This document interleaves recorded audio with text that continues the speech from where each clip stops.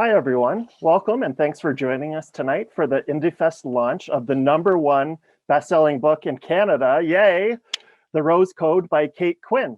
And of course, thank you all so much for supporting your local independent bookstore. My name is Mike, and I'm a publicist here at HarperCollins Canada. Though connected virtually, we would like to acknowledge that our meeting is hosted on Indigenous land and Dish with One Spoon territory. This is the traditional territory of the Haudenosaunee Confederacy, the Wendat, and the Mississaugas of the Credit First Nation. HarperCollins Canada gratefully acknowledges these Indigenous nations for their guardianship of this land. We encourage you to post questions for Kate in the Q&A box near the bottom center of your screen. We ask that you treat the presenter's work with respect and that your questions refrain from harassment of any sort. HarperCollins strives to provide an event environment that is welcoming and inclusive for both panelists and attendees. And now I'd like to introduce you to our host for the evening, Beatrice Williams. Beatrice Williams is the best-selling author of 13 novels, including Her Last Flight, The Summer Wives, The Golden Hour, as well as All the Ways We Said Goodbye, co-written with Lauren Willig and Karen White. A native of Seattle, she graduated from Stanford University and earned an MBA in finance from Columbia. She lives with her husband and 4 children near the Connecticut shore. And spoiler alert, Beatrice has a new novel coming out in June called Our Woman in Moscow. This event will last roughly an hour and will include a conversation between Beatrice and Kate and an audience Q&A. If you're interested in more virtual events like this one, please visit our listings page at harperpresents.ca, and I'll drop that link in the chat for you. And now I'd like to hand things over to Beatrice. Thank you. Hello, everyone. I'm so excited to be here tonight. And I guess for Kate, it's still a little bit afternoon. And those of you on the West Coast, I was very lucky to receive an early copy of The Rose Code and got to read it way back in the fall. Loved it, of course. So I was thrilled to have the opportunity to talk with Kate about it tonight. I have so many things to ask you and talk to you about and hear all about your research, all about these amazing characters that you've drawn for us. And here's the amazing Kate Quinn. I think she kind of needs no introduction, especially with this crowd, author of The Alice Network, The Huntress, and of course now The Rose Code, #1 in Canada. That's so exciting. Welcome, Kate. Hail Canada, first of all. Thank you for being my conversation partner for this. I really can't think of anyone else I'd rather chat with than Beatrice. Aww. Because we're able to meet up long after I've become a fan of all of her books, because I read her books like when I started writing my first dual timeline, like I read her books like I was studying a textbook, like, okay, this is a master of dual timelines and historical, so take notes. And then we got to meet in person at a conference, and that pretty much sealed everything. So this is gonna be great fun. Yeah, it was really, I think it's actually scary, I think, and probably a little telling how many of my dear author friends I have met at the bar of some writer conference of another. And I think at the Historical Novel Society conference is when it really kind of goes down. So that was, I think, where we met, right? For the first time, Kate. Yes. And then we did a panel a couple of years ago. I think it was a couple of years ago now. COVID, we're all on COVID time now. So it is very exciting to be here to talk about this book, The Rose Code, which of course is set at the legendary Bletchley Park. And, it's I guess our first question about this book. And I don't know how much background people have on Bletchley Park. I know that for me, the first I'd heard of it was, I think, sort of the mid to late 90s. This is actually, I'll do the short version of this story, but I was with my husband, and his uncle had been in the US Navy, but he was a sailor. So he was doing these sort of, tall mast ships, sort of, almost espionage in Scandinavia. And so my husband had a client who was a big naval history fanatic. So he took him to meet his uncle and his uncle's wife, Aunt June. And so we're kind of halfway through the conversation, and oh my gosh, all these naval exploits. And our client asked my husband's uncle, well, so how did you two meet? And Aunt June, of course, is British. And she said, well, I think I'd run up from Bletchley up to London on one of my days off. And our client literally fell out of his chair. He's like, oh my gosh, you worked at Bletchley Park. And so, of course, I was like, I've heard of that. I mean, at this point, Bletchley was just something that only if you were a big World War II history fanatic had you even heard of. So and then I found out, and it was very exciting. And here's Aunt June, and I wish she were still alive because I'd love to talk to her more about this. But Kate, what brought you to Bletchley Park, and what made you want to write a book about it, and how did you kind of, I guess, work your way through the research to writing that book? Well, since the Rose Code really is about, at its kernel, it is about three very different women who are recruited from all walks of life to serve at Bletchley Park, which is, the hub of code breaking activity, breaking during World War II, breaking the supposedly unbreakable Axis military codes. And it's how their lives unfold during that and then after the war as they are pulled into a post-war mystery. And, that really was quite a long time in the gestation. I think I was first fascinated by Bletchley Park when I read Robert Harris's wonderful novel Enigma, which was also made into a lovely film with Dougray Scott and Kate Winslet and Nikolai Coster-Waldau before he ever became famous as Jaime Lannister on Game of Thrones. And, it was a terrific story. And, I loved this whole premise. I mean, it sounds like an outlandish Hollywood, pitch, Downton Abbey meets Sneakers, but set in World War II. It's like you have this English country manor, which is stuffed with oddball code breakers. And it just seemed to me like, there's the possibilities for storytelling are just rife there. So, as soon as I, got started thinking a little bit more seriously about this, it had always sort of been a possibility in the back of my head. Really, one of the things that it occurred to me was that when I first come to a project, I say, well, where are the ladies? What are the women doing in any historical period? And I look for them. And then the thing is with Bletchley, it's not like you have far to look, because at its peak in 1945, of the 8,988 people working at Bletchley Park, 6,757 were women. So that is amazing. Majority. Yeah, it was. And yet most of the stories that I had been, heard about from Robert Harris's Enigma on to a great deal of the nonfiction, it was the men that this history focused on. It was these, towering, figures like, Alan Turing and Dilly Knox and so forth, that they deserve all the ink that's ever been written about them, believe me. But I wanted to know what were the women doing. And it seemed to me that with the exception, a few exceptions like Hollywood's or BBC's Bletchley Circle, which focuses on some ex-code breakers who are all ladies, there hadn't been much about the women. So that really kicked me down the path of, okay, I want this to be a story about a group of women that comes to Bletchley Park. What is their experience? What do they do? How do they become friends? And how does that friendship and those skills that they acquire during this unique period in their lives translate when the war is over and they're told to go home and never talk about it again and take up the threads of their old lives like nothing happened? Mm-hmm. And speaking, so these are three just really beautifully drawn characters, and they each have a particular arc of experience that they go through. What, I guess, in creating these characters, and this is always sort of a big question for authors, what is that genesis of a character? So were you specifically thinking, okay, I need to have three different types of women and one should be this and one should be that? Or was it a little more organic? Were you sort of getting into the process and the characters kind of mushroomed on their own? First, it was a project of culling down, because with, over 7,000 women who worked at Bletchley Park, that's a lot of different women's stories that could be told. So I had so much material. It was like I had to really narrow the focus to try to see, which stories could I tell?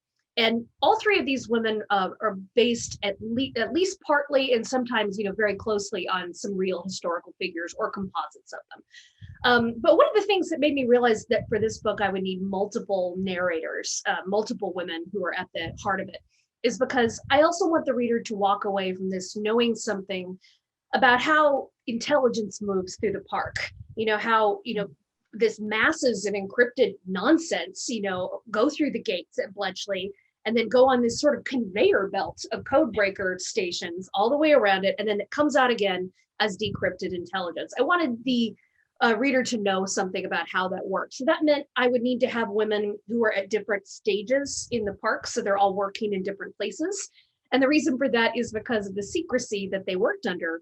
Everything was very compartmentalized. It was very unrealistic to think that I could have one female character who knew what all the stages were. Because you were supposed to keep your eyes, absolutely tunnel vision on what was right in front of you. It's not just that if you worked in Hut 6, you wouldn't know what they were doing in Hut 8. You might not even know what the other people in Hut 6 in other rooms were doing, at least not fully. So that meant that these girls had to all work in different places and they had to have different skill sets for that.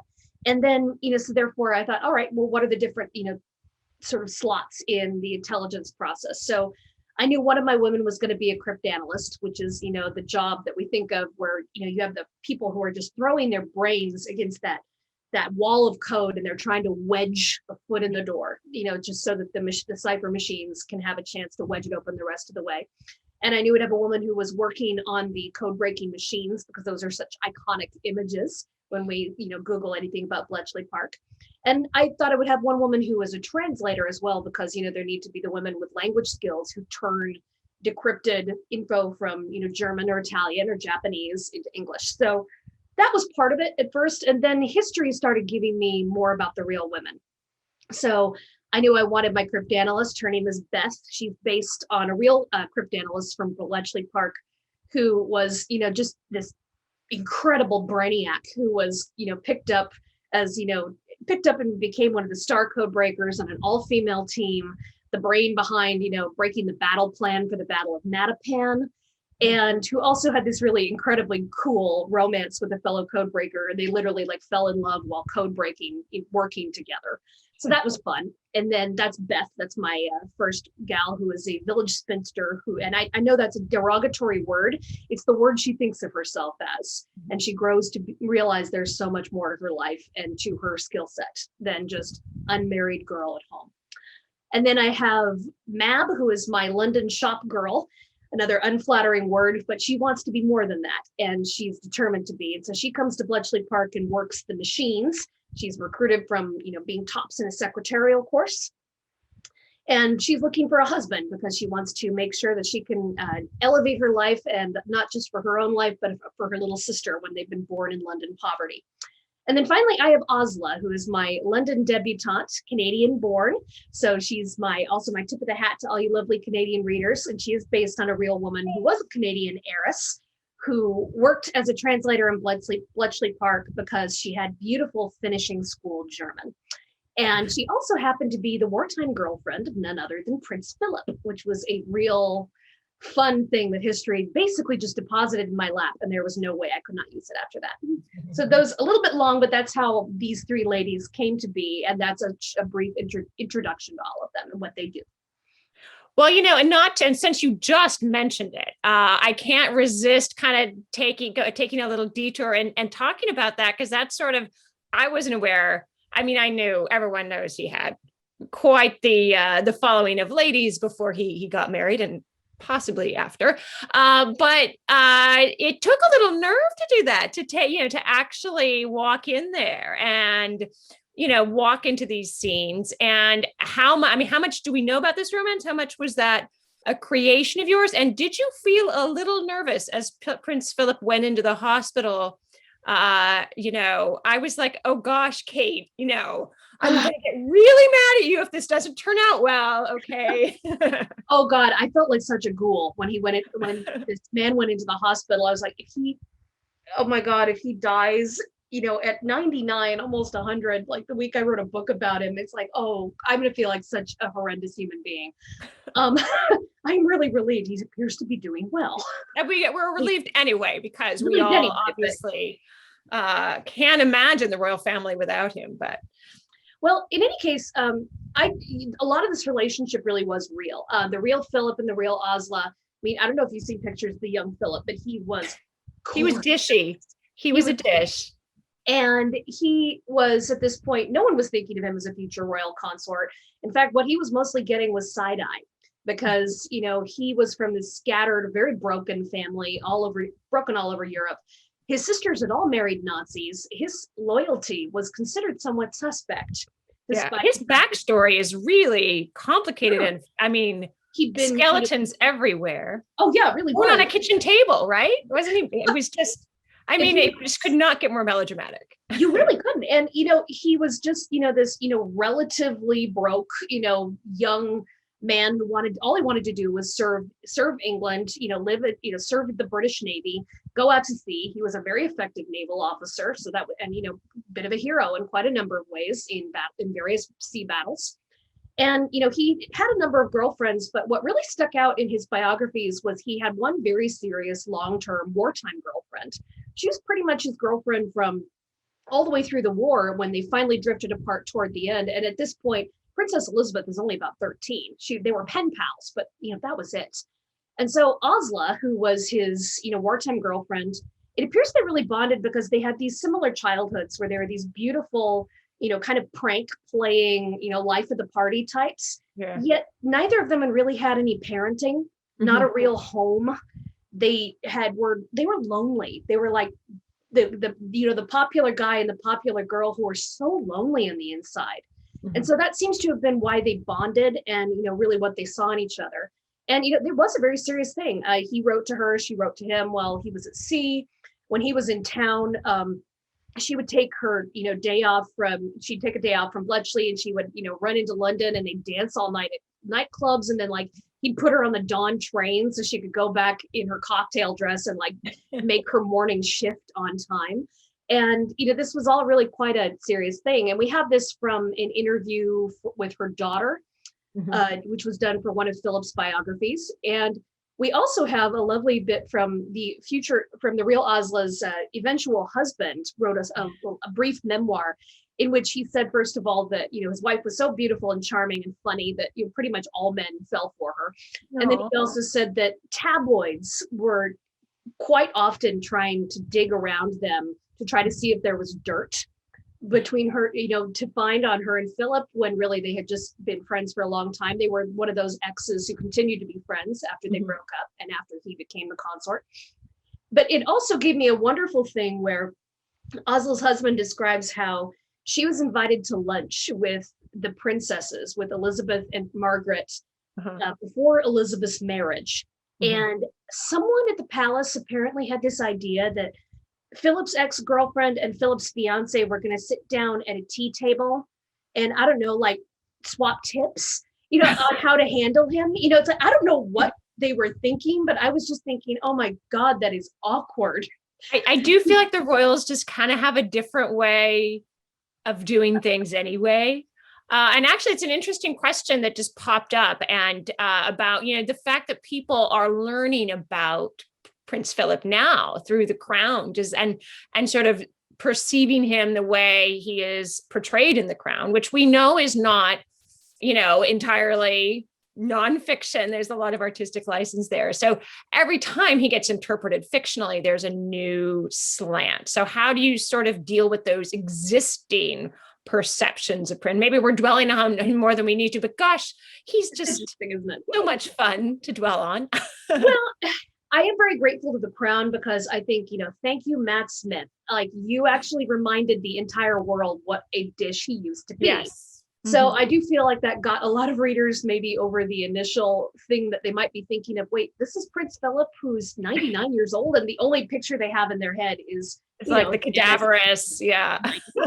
Which, and believe me, I'm not going to make fun of how he looks. When I'm 99, I fully anticipate. Yeah, you know what? He looks great. He looks great for 99. But at this point, people have an image in their heads of how he looked when he was younger, and that he was a man, with a lot of complications and a lot of problems. So I do think that gave me definitely an advantage, and that was nice to see. As far as when you write about a public figure, it was a little different, and it was a little dancing that I did when writing about Philip and Osla. I made the decision to lightly fictionalize my Osla to distinguish her from the real Osla, who you can Google under Osla Benning. She has a wiki page. But the reason I did that was because she was a private citizen. Mm-hmm. She did not have any idea that her life would someday be in a novel. And, she may be gone now herself, but she has still living children. So I gave her a different last name in my book. And although I follow the broad strokes of her biographical life, I certainly have different places where her life in my version takes a different turn. Mm-hmm. And I did that essentially just to say, look, this is my version. This is not your grandmother. If any of her grandchildren decide to read this, it was my way of trying to walk a line a little bit more respectfully.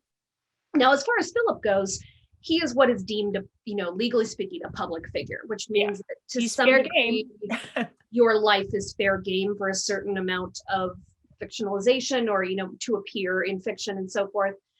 And that's the sort of thing where I take that license, but I also try to use it well. I do not think that gives me the right to do a hatchet job on him, and I had no desire to do one. I tried to stick as close to the biographical depictions as I could, and to try to stick Hugh as close to what I could think of as the real man as I could, and try to depict essentially a respectful interpretation of what he might have been like as a young man, and what this, first love during war might have been like for him. Mm-hmm. And in the end, to say this is what could have been, and I will absolutely say it's like, no, I did not have inside palace knowledge, and I'm fully willing to say that this is my guess, but who knows what was like, because the only people who really know what that romance is like on the inside was Philip and the real Osla. Yeah, and they've both been remarkably discreet. It's hard to imagine that kind of discretion in the modern day. I mean, whether or not he married, the Queen, and, we're all a bit invested in that, we're all a bit like, but he belongs to Elizabeth, we sort of forget that he had this life. I mean, what is it? I think I remember some quote about Elizabeth, as soon as she saw him, that was it for her. And she was, a teenager, never looked at another man again. So it's kind of like, but it is so wonderful, though, to sort of see him as this human being pre-Elizabeth. I think that's one of the really kind of striking, even it's obviously not the focus of the book, but it is such a strike. And it's obviously it's it's really part of Osla's story and how she kind of gets through the war and to her own eventual ending. And actually that brings us, because we have another person in here, and this was where my eyes, ears, whatever pricked up, and sort of halfway through the book, I'm like, oh, wait a minute. I think I know what she's doing here, because I've been doing a little research myself in the Cambridge spy ring, which actually, Kate, I'm going to be talking about this all summer. So why don't you talk about who the Cambridge spies were and why they are important and how that fits into your book? Well, the thing about, writing a dual timeline is that you introduce a second timeline, in essence, to provide a little thread of mystery in some ways. And the mystery in the Rose Code is the fact that in the post-war years, my three women are pulled back together by a ciphered letter that tells them that there was a traitor working among them in their Bletchley Park years. And now all of a sudden, on the eve of the royal wedding of Philip and Elizabeth, 3 years after the war, they have to comb their memories, break one last code, dust off the old skills to figure out who this traitor was. And the thing is, you might think that, oh God, there's no way that happened. Yes, it did. Mm. And I am carefully avoiding male and female pronouns because I want it to be a surprise to you who the traitor is, because it surprises all of my heroines for sure. But there was an actual traitor at Bletchley Park, a mole who worked for the Russians and passed information from Bletchley, where he worked, smuggled it out to his contact, who then passed it on to Russia. And this is a man who, I did not use his name in this book. I fictionalized another person off of him, but it did happen. Bletchley Park had a mole, and that information was passed out. he is sometimes called the fifth of a ring of spies known as the Cambridge Five, who were mostly unmasked later on in the 50s and I think 60s. Yeah, early 60s. That was Kim Philby. Yeah. Yes. And so the Cambridge Five really horrified a lot of people because they were still very shocking. Whenever because these were all men who were from, good families. They were called the Cambridge Five because they'd all been to Cambridge University, where, they had a lot of, slightly left-leaning politics, and they got recruited by, Russian moles. And then they all went on to these high-ranking positions in the British government, in the Foreign Office, in intelligence, MI5, MI6. They were high up there, and they were passing information. Kim Philby was literally head of Soviet counterintelligence at MI6. In other words, he was the guy who was responsible for catching Soviet moles in MI6, and he was a Soviet mole. So you can imagine how well that worked. Yeah, so the idea that there are these high-ranking traitors, it is not an exaggeration on my part for the Rose Code. They were there. And the thing is that I find fascinating, and this is the basis for really how I made up my own Soviet mole, is that it is acknowledged. Were the Cambridge Five the only ones? No, there were probably more who were never caught. Mm-hmm. So there you have my particular mole, and the fact that my Bletchley ladies have to take care of that person in the years after the war. But this is another reason I wanted Beatrice to be my conversation partner here, because her next book is about some of these Cambridge Five types and some of the work that they did, and the fact that some of them end up defecting to Moscow, which is where really her story takes off. And I can't wait to read it. You know what? I got to make sure you get a copy, but so mine is sort of loosely based on Donald MacLean, who was probably the most idealistic, certainly of sort of the sort of early, at first they thought it was the Cambridge Three until the other two got unmasked later. But Guy Burgess, Donald MacLean were the first two to defect. But, and Donald MacLean was, again, he joined sort of the Communist Party, as very fashionably one did back in the 1930s, because capitalism was demonstrably on the ropes at that point. It was clear that the Soviet Union was the way forward if you were any modern person. And we didn't know what a terrible guy Stalin was. As they got to know what a terrible guy Stalin was, some of them broke off, but some of them just justified it. They found a way to make peace with what was going on in the Soviet Union. So it's amazing to me that these guys and during, of course, World War II, the Soviets were our allies. So they were working with us and yet against us at the same time, because the Soviet Union had their end game.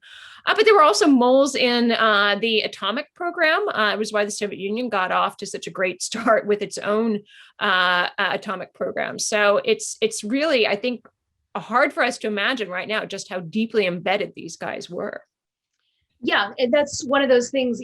I welcome the chance to talk about it, because I can just imagine, someone getting to the idea, a traitor at Bletchley Park, and thinking, "Oh, really? How could this possibly happen?" It's like, no, unbelievable. Stuff that sounds the most unlikely is quite often the stuff that no author like Beatrice and me would ever make up, because we wouldn't dare. We would get killed for it. Exactly. Like, this is just ridiculous. So what made you, I guess we can't go too much into the actual traitor, because we want, if anyone who hasn't read the book yet, we want to keep things from getting too spoilery. But I'm trying to think of ways to deal with this second storyline without getting too spoilery.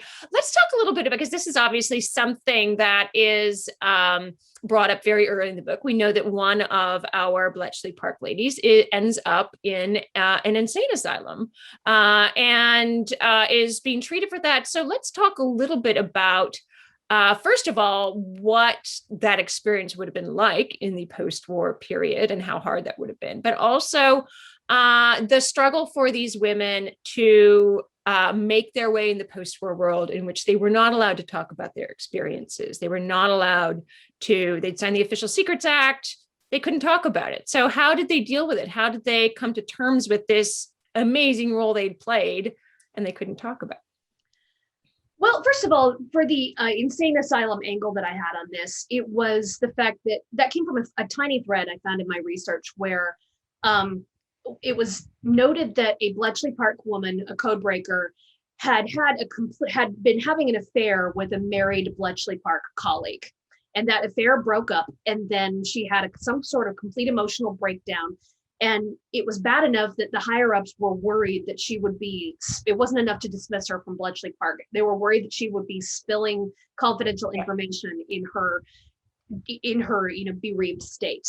And so the judgment call was made that she would be locked up in some kind of mental institution until she could, hopefully put herself back together.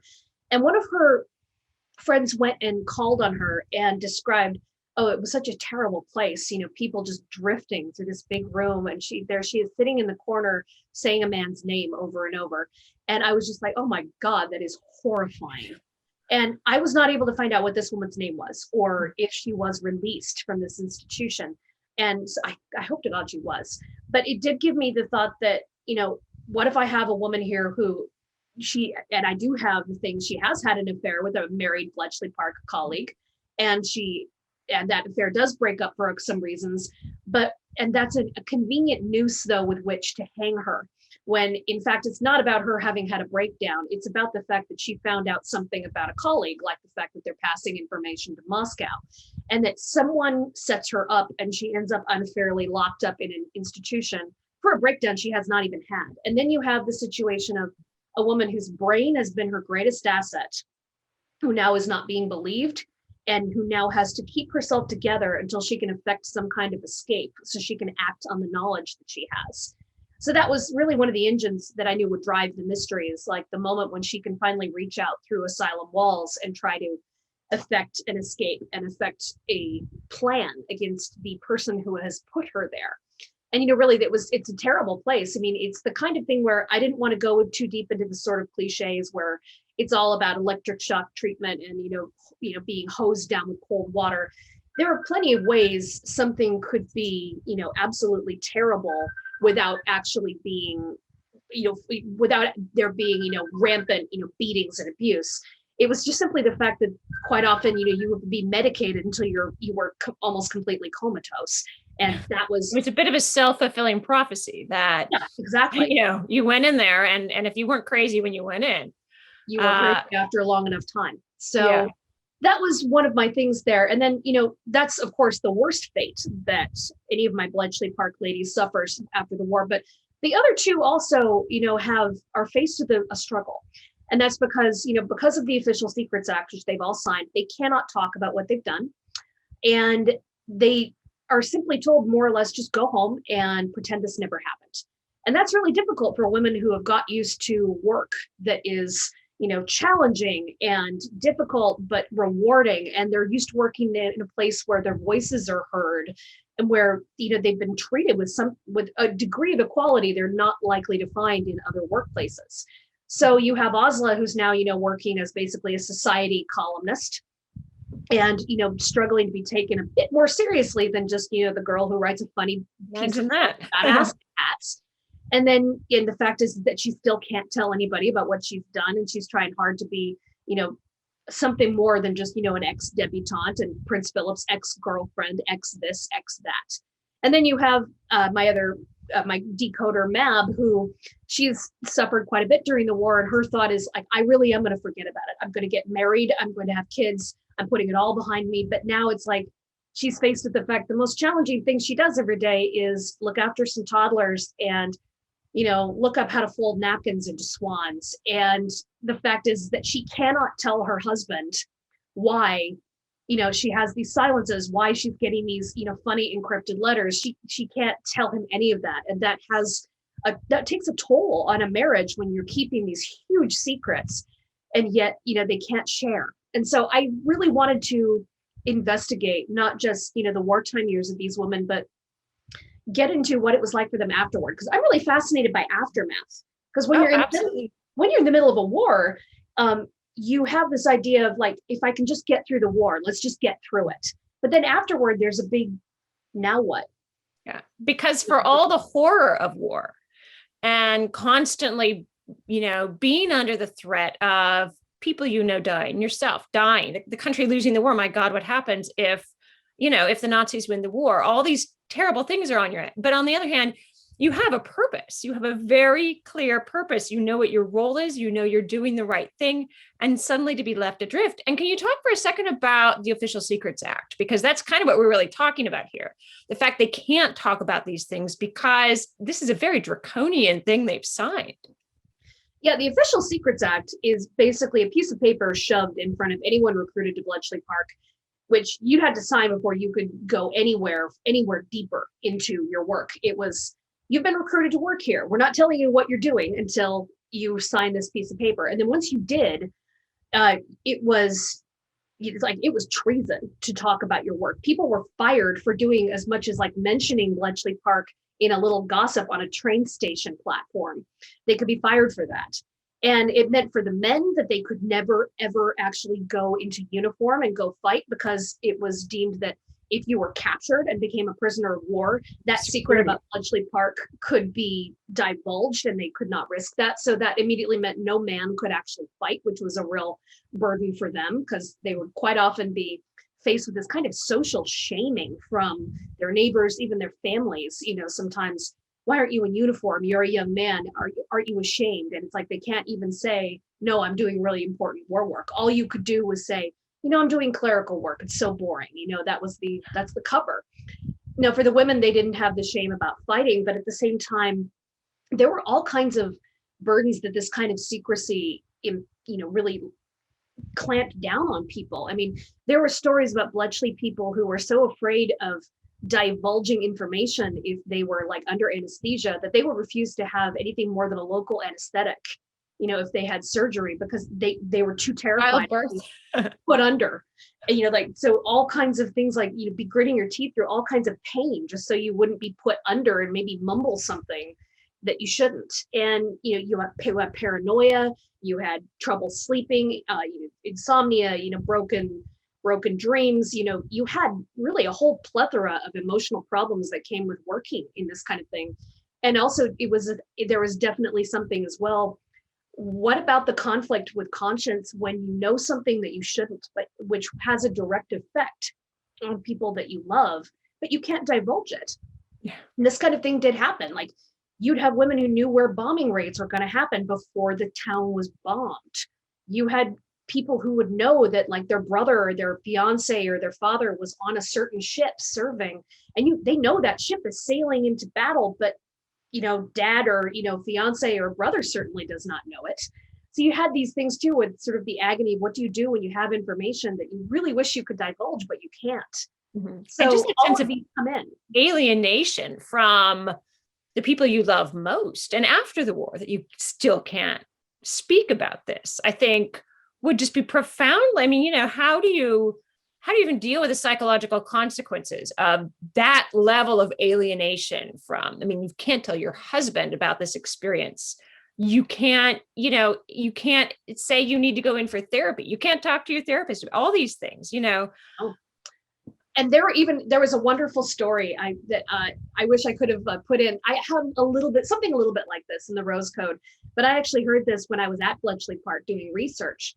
And there was a story one of the guides was telling about how they had an experience where there's this very old woman in her 80s in a wheelchair being wheeled through the park by her husband, also, in his late 80s. And, she's hearing the guide talk about a particular work in a particular hut 6 or something. And she keeps shaking her head like, and then finally, she thumps her hand on her wheelchair and just says, it was not like that. It absolutely wasn't. And I know that because I used to work here. I worked Hut 6. And they're like, wait, you worked in Bletchley Park? And as everybody's saying that, her husband turns around her and says, wait, you were Hut 6? I was Hut 3. Oh my God. And these people had literally been married, like they'd met after the war. They had both worked at Bletchley Park. They'd never crossed paths there, which is completely possible. There were it was a 24-hour operation. There were thousands of people going through. They never met. They married after the war. And then they kept this secret from each other for, literally decades and decades. And the thing is wait, so refresh my memory. When was the when was it lifted for? Because I remember my Aunt June, or my husband's Aunt June, was definitely talking about it, so at what point were they able to talk about it? What year or so did it start really coming out? It was in the 70s. It was sort of generally thought that like by the time the 30-year mark had passed, that there was a certain like, a term of secrecy that was like, okay, we can talk about it now. But even so, when you talk to the veterans, some say that like, no, I took that oath for life. Like, I'm not talking about it ever. And then some were like, no, 30 years. I think we can talk about it now. That's when the books started to come out. And that's when the knowledge about what was done really started to become more common knowledge. But even so, some folks just refuse to talk about it their whole lives. So it kind of depends on which veteran you talk to. You can almost see how, especially with spouses, how do you say after 30 years of marriage? So anyway, I can finally tell you, that's almost a difficult conversation to have at that point, Well, the whole thing about spouses, you did find out they both worked at Bletchley. That happened more than once. There was another couple who said they mutually discussed, this whole thing came out mutually while they were washing the car one Sunday afternoon in the 70s. And they both realized this. Although, and some of the women said, though, it could be almost worse if you told someone and they weren't that impressed. Like they were like, oh, yeah. Like one woman who said, like, they didn't believe you, you're a fantasist. But they came up, like Bletchley Park came up on the TV and she sat bolt upright and she turned to her husband and was like, I worked there. That was what I did. I can finally talk about it. And he's like, oh, Bletchley Park? Okay. And like went back to his newspaper and she just said she felt so deflated.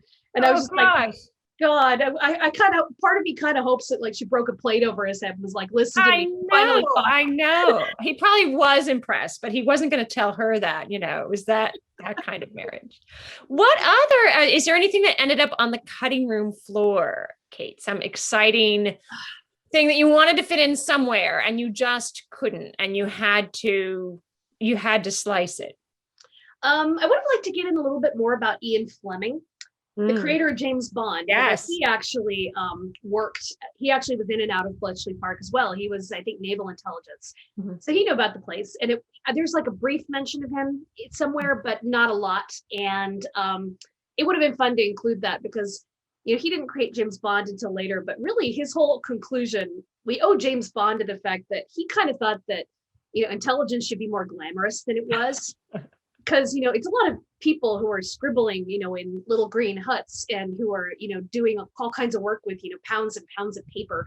And he thought it should be more exciting. So that's why, suddenly his version of intelligence work, there are tuxedos and there are beautiful women and there are, martinis. And for some reason, the beautiful women can't resist them. And they just, it's a hard luck. That is why my one reference of Ian Fleming has one of the women, Osla, saying, it's like, what are these London intelligence men? They just come slithering up from London, with their little. Yes, I remember that. Their secrets about how much they know, and it's like, oh God, Ian Fleming is the worst. He's like, we all call it. All the ladies here privately call him the phlegm, and that was my little dig for his whole thing about let's just jazz up intelligence so it sounds more fun. We also have a great cameo from Winston Churchill himself, which was one of my favorite little moments in the book. Well, that was great because he really did come to Bletchley Park and a lot of people remembered it and wrote about it in their memoirs. So I honestly, that just wrote itself. All I had to do was have my people be there on the day he visited. And, they were all tremendously moved by his visit. And he was very moved himself. He relied really heavily on the intelligence he got from Bletchley Park. And that was people guiding light for him during those very difficult early war years when it was not at all certain Britain was not going to be invaded. I mean, it's easy for us now to think like, oh yeah, of course Hitler never invaded, but back then it was not a sure thing. Well, I think we've got about a quarter hour to go. So I thought it's probably a good time to turn to the questions and see what readers have to ask you. Enough about my questions. So please feel free at this point, if you've got any questions for Kate. I will be busily checking the chat and reading them out to Kate. We have one that just popped up that wants to know, Kate, how did you find your way to writing World War II fiction and her story of the time? So exploring the stories of women, the untold, as we know, stories of women in the Second World War. I really think it started with the Alice Network, and that was not more a World War I than World War II story. Of course, the World War II certainly has its footprint there. But that really came up because I was starting to think about, I was seeing this boom in 20th century war fiction, just as I was starting to think about what I wanted to write next. And since this was late 2014, early 2015, I was also seeing all these, pieces online about 100-year anniversaries for World War I. So, the Poppy Monument pictures were everywhere, 100-year anniversary since the start of the war. So that really turned me toward the First World War. And I found this wonderful book called just Women Heroes of World War I by Catherine Atwood. I really recommend it. And it turned me on to so many stories that I had never heard before. And almost any of them could have been, the start of its own novel. But I heard about the Real Alice Network there, and I just didn't look back. And so I think it was really from that point that it really sort of crystallized something for me that I had already been doing in my earlier books, which was I want to know where the women are. I want to know what they've been doing beyond the obvious recorded stuff. And it's not that they're not there, they are. And you just have to look around the cracks of history often to find them. So that's now, it really crystallized for me that those are the stories I want to look for. And those are the stories I already was looking for. And I want to do my bit, just as Beatrice does, as so many of my other, female author friends do. I'm not claiming sole responsibility in this goal at all, but it's a goal that we want to do our part to shine even just a little bit more light on the things that women of the past were doing. And if we can just put a little more glow onto some of those past achievements, I will count myself very, very happy. Yeah, for me, it was when I was lucky enough to sort of have that eye-opening moment when I was at university and we read Testament of Youth, which for me was what shifted my interest into first sort of the early 20th century. And then, of course, the experience of women. And it's not even the ones who were out there trailblazing, but just the quotidian work of making life go on in a time of crisis, and sometimes being the only one left standing at the end of it, to me, is what's fascinating. And also being so overlooked, which also gives you opportunity as well. So yeah, I mean, it's just such a great, I think there's a reason why we keep going to this well, because it's a bottomless well. There's just so much there. It really is. So next question is, who are some of your favorite authors, and do you look to some authors for inspiration? You do not need, yes, we've already spoken, but let's talk about other authors. Since, Beatrice of course. I have loved reading, I love reading historical fiction in general. I have a local San Diego author posse, which has just had some wonderfully talented ladies like Susan Meissner. Her History of Fragile I love Nature of Fragile Things was such a great book this year. And Christina, she's a darling too. She's one of the nicest people in the whole business. I love her. And then I love, I have my author friends, Stephanie Dre and Laura Camoy, who are two of my very earliest author friends. They wrote My First Daughter, Hamilton, My Dear Hamilton, and America's First Daughter together. I have, I love Christopher Gortner, who writes about, maligned women of history and makes them, a little bit less than just, maligned, makes them more complicated and cool. I love, Jen Robson, Janie Chang, who are my two Canadian sort of partners in crime whenever I head north of the border. And I've been, I think very lucky to be surrounded by a huge posse of wonderfully supportive women in this industry who have done nothing but lift me up, lift each other up. I do the same for them. And it really is one of the best parts about this particular work that I get to do. I think I would agree that this is an incredibly supportive community. And, we do have these very real friendships outside of just these Zoom calls and everything. And I think we're all looking very much forward when we can start getting back together, ponying on up to the bar at the next writer conference and, and splitting a pitcher of margaritas. Oh, first picture on me. I would give to be able to catch up with everyone in person. I really. It really is quite a lot of fun. So if you do find out where we're having these writer conferences, and you can just find your way to the hotel and just order yourself a drink at the bar, you'll probably end up talking at the table with all of us, because there's always, what is it? I think one of the my favorite senior quotes from my high school was, "There's room for everyone if you just slide a cheek." which is very true. Anyway, I just read Agent Sonia. That is literally on my nightstand right now.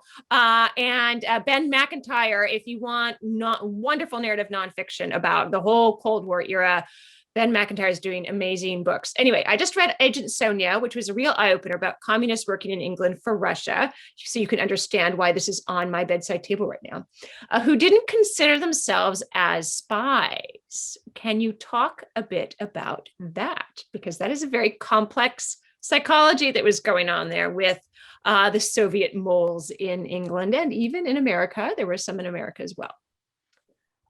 Well, when you're talking about motivations to betray a country, it all comes down to one word: mice. That is the acronym that stands for money, ideology, conscience, or ego. You do it for money because you're broke. You do it for ideology because, communism is the way forward. You do it for conscience, as in, I believe that this is the right thing to do, not just for them, but for my country. Or you do it for ego, as in, I would like to feel secretly smarter than everyone, so I'm going to betray my country and get a nice little. That would be Kim Philby for sure. Yes. So one of the ways, and this is something that I borrowed, the Bletchley Park's mole, who I based my Bletchley Park mole on. This was a man named John Cairncross, and he maintained his entire life that he was not a spy. He was not a traitor to his country. He maintained that fascism was the biggest evil the world had ever seen. Hitler had to be defeated by any means possible. And he thought that Churchill was not doing enough to share information with our Russian allies. He is actually possibly right. Churchill did like to play his cards very close. He may have allied with Uncle Joe. He did not trust Uncle Joe. So whether you believed in that or not, but this man believed that very strongly. And so he saw it as his duty as a patriotic English citizen to pass information to the Russians so that they could be more successful in their fight against Hitler and therefore defeat Hitler all the sooner. That was his motivation. He stuck to that his entire life.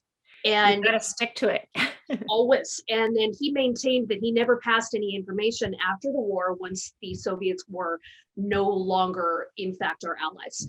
Whether you believe him or not, that's going to be something that is open to interpretation. I did borrow some of that motivation for my own particular mole in the Rose Code. And I did find that to be an interesting position to be in, because there's something to be said for it. Like, it was someone who was willing to break the rules for what he considered to be the greater good. But did he have the right to determine what the greater good was to that level? He's sort of an unelected person, right? So who is he to make these decisions on behalf of all English people? It is fascinating, the various justifications, the atomic moles. So the scientists who were communists and who were passing on atomic secrets to Russia said that they did it because they thought it was immoral that one country or one ideology should have a monopoly on the atomic bomb. And to have that power over other countries. And that was why they gave the secrets. There are all kinds of justifications out there. And, I think because we are a pluralistic society, we're used to sort of, okay, let's take that argument. Let's look at that argument. Let's try to understand where this person is coming from. But, at the end of the day, and knowing what we know now about the Soviet Union and how many people were killed under this system, it's very hard, especially people, once you get to the 60s, what had happened under Stalin, how many millions of people were killed, you know about the Ukraine famine, all about these things. So it's very hard to sort of continue in that line of argument, knowing the irreparable damage that it caused. Yeah. No, yes, exactly. So the next question, how did you decide upon the incident? I don't know if we want to talk, we may be spoilery, but you can talk about it as you like. How did you decide upon the incident that caused the rift between two of your main characters? I think I know. Yeah, I will have to be delicate about that. Well, I knew that this is going to be a story about broken friendship. And the first thing almost that you learn about these three women is that they are no longer speaking to each other and they used to be friends, but you don't know why. And therefore, when you flip back into the war years and you see how they meet, they're meeting, they're liking each other, they're becoming such close friends, it drags the question through the book of what broke them apart. And I knew that would have to be something terrible. And so I engineered a situation in which, not to give spoilers away, essentially it's that moral dilemma where one person, because they are doing their code breaking job, gets some information that would mean danger to her friends. And it's the question of what she does with that information. Does she break her oath to pass it on, or does she not? That has some very terrible consequences for one of my other heroines. And when that comes out, there are huge ripples that go through this trio of very tight friends. And I knew that had to be the case because these women had to break up. This friendship had to shatter really dramatically at the worst possible time. And so therefore it had to be something that would truly had tragic consequences and not a little thing, because really deep friendships don't break easily, and they have a deep friendship. And I also knew I wanted it to be something that was something that came through the crisis point between conscience and between an oath and between friendship, between duty and friends, rather than to engineer some sort of stupid romantic thing where it's like these three friends fall out because they all fell in love with the same man, and God knows women can't fight over anything but men. I didn't want to do anything like that. I wanted it to be a true conscience problem that drives them apart. And so that was why I focused it all around a particular attack that happens. And I fixed that particular attack did happen, just it happened earlier in the war's history. So I was using a little bit of the real history, just relocated slightly. And it actually comes also from a Bletchley Park urban legend that there was a particular bombing raid, for example, that should not have happened or should have been averted, except that the urban legend says that Churchill knew the information in time, but he chose to sacrifice an entire town to a bombing raid rather than reveal the source. Now, this is very divisive. You know, some people say this is complete BS, it's just an urban legend. And some people say, there was something funny about that particular raid, but it continues to be an urban legend. So that's one of the reasons I set this particular incident at that place, because I already knew that already has a whiff, that name already has like a whiff of conspiracy about it and secrecy. And yeah, I thought that would be a little fun tip of the hat. But these are actual issues, because one of the central problems, if you've got a mole or if you've got intelligence, you don't want the enemy to know that you're breaking his codes, or you don't want the enemy to know there's a mole in there. So you can't always act on the intelligence, because that would signal to the enemy that you have the intelligence. So these moral questions were very, very real, still are. But certainly when there's the high stakes, these are agonizing moral decisions. And, I would not want to have been Churchill having to make that call, because that's a very tough call to make. And there are entire departments at Bletchley Park that basically did nothing but come up with plausible backstories for how this intelligence could have been acquired by the Allies without the necessity of code breaking these supposedly unbreakable ciphers. Yeah. You wrote of the earlier work by Polish code breakers. That is a great story, actually, the whole Polish story. Did Poland have some sort of Bletchley Park before World War II? Now, that's not my area of specialty, but it is very true. The Polish cryptanalysts led by Marian Rajewski, were breaking into Enigma in the 30s. And they had the initial prototype called the Bomba of the machine that would eventually be known as the British bomb machine, which is a decoding machine. And it was in the days before the war where essentially British cryptanalysts and the Polish cryptanalysts met in France. And they were essentially pooling their information because they knew war was coming. Everybody knew it. And the Brits knew that things were very probably going to come right up to their shores, and they would have need for this information. So therefore, it was a wonderful bit of international cooperation between men of the mines, because these men all met and essentially threw it all on the table and were just like, we all need to know this. There's no room right now for, secrecy or for suspicion. Like, we've got to know this stuff because we're all going to need it going forward. The Polish cryptanalysts did not go to work at Bletchley Park when they had to flee their own land. I think they all scattered and went to various other places, but there is a monument nowadays in Bletchley Park to the Polish cryptanalysts like Marian Rajewski and his, especially two colleagues. And they deserve every bit of credit for their early breaks because, the British cryptanalysts get a lot of the credit now, but they would not have gotten anywhere without that early help, those early critical, gains that were made. And that prototype machine that was smuggled out of Poland at the very last second. If you want to know more, I think Lynn Olson has a couple of really good books that deal a lot of that. I know Last Hope Island, which is about all the refugees from Europe who sort of landed in Britain, as Hitler overran their countries, and how that was sort of a brain trust and a political trust and a skill trust that Britain could draw on during the war. So I think there's some in there. And she's also got another book about the Polish Air Force and how they formed their own squadron. So if you want to know more about that Polish angle, Lynn Olson has some great books. Do you have any writing rituals, Kate, during the pandemic, which created so much isolation? Did this influence your writing, or the presence of this in the Rose Code, or will that be part of future novels? I'm lucky enough that I already work from home, able to write full time, and that meant, oddly enough, my daily routine in the pandemic did not really change very much, except for the fact that I could no longer go out to the gym. I had to stay home and work out from YouTube videos. I really felt quite unfairly lucky for that, that so little could change for me from day to day. And yet at the same time, it felt like my attention span was everywhere. So that was difficult during the pandemic for sure, to do most of the editing for the Rose Code during that time.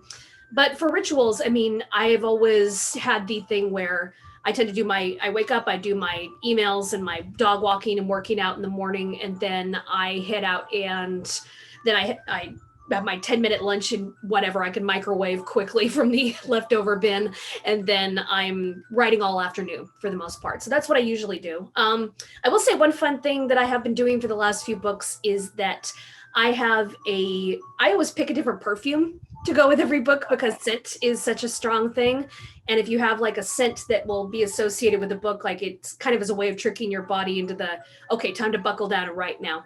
So for this particular one, I have this one scent, which it usually is something that names thematically, because I love that kind of thing. But it's this one, which is of course called Enigma. Ah. So I was spritzing that on, and it's a real sort of heavy 40s style perfume. So it really did kind of get me into the ritual. I did quite enjoy it.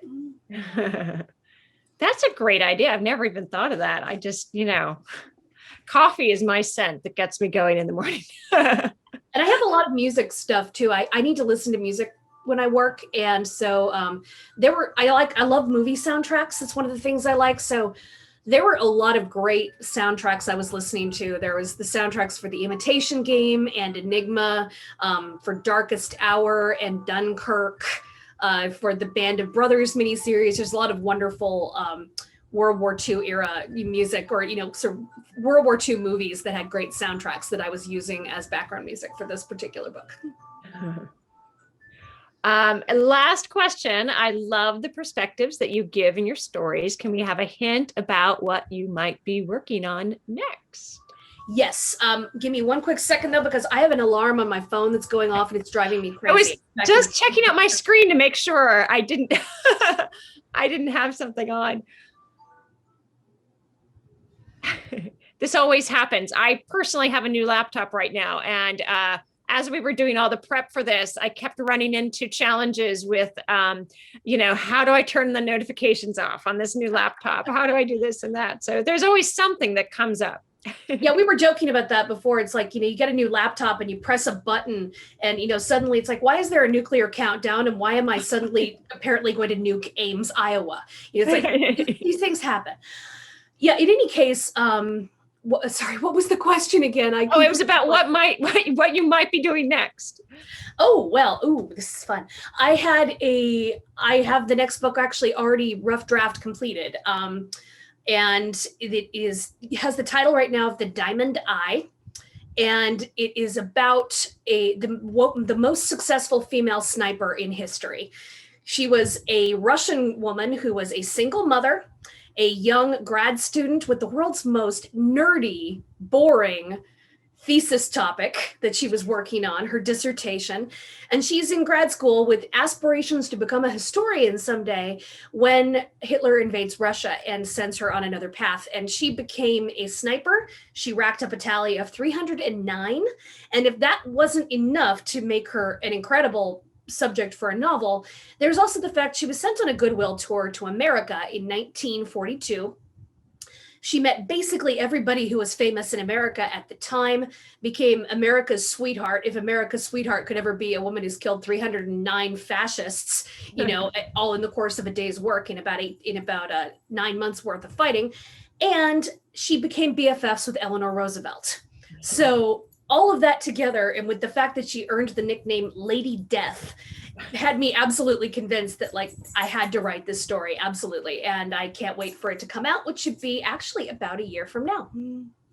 Fantastic. That sounds exciting. And I think I know who you're talking about. And I think she actually shares a first name with the KGB officer who is a bit of a baddie in my book. So I hope that isn't too much cognitive dissonance for you when you're reading mine. But oh no, that'll be fun. But it's a great story. And the funny thing was, I just came across another reference to her in a research book I was looking at. So I'm very excited for this one to come out. A pretty extraordinary person.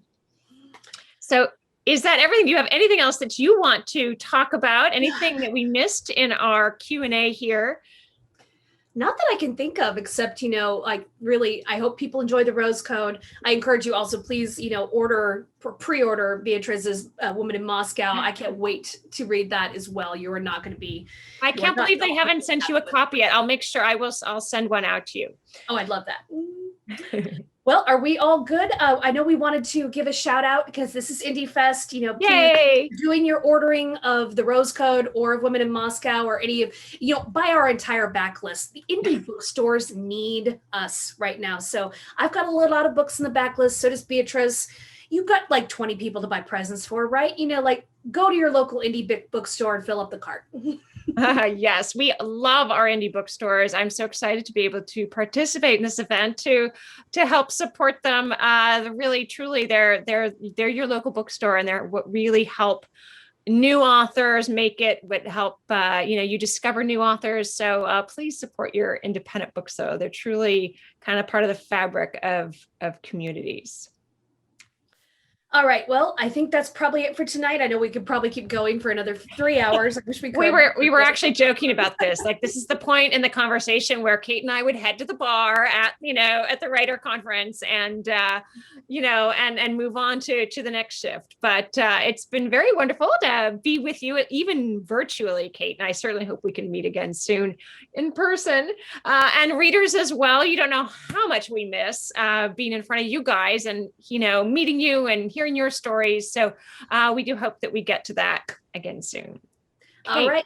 Fabulous book. You all have to buy this. If you haven't already, it's truly wonderful. Loved it. And I can't wait to see your next one come down the pike, Kate. You too. And for next time we can meet at that bar, first round of martinis on me. You're on. All right.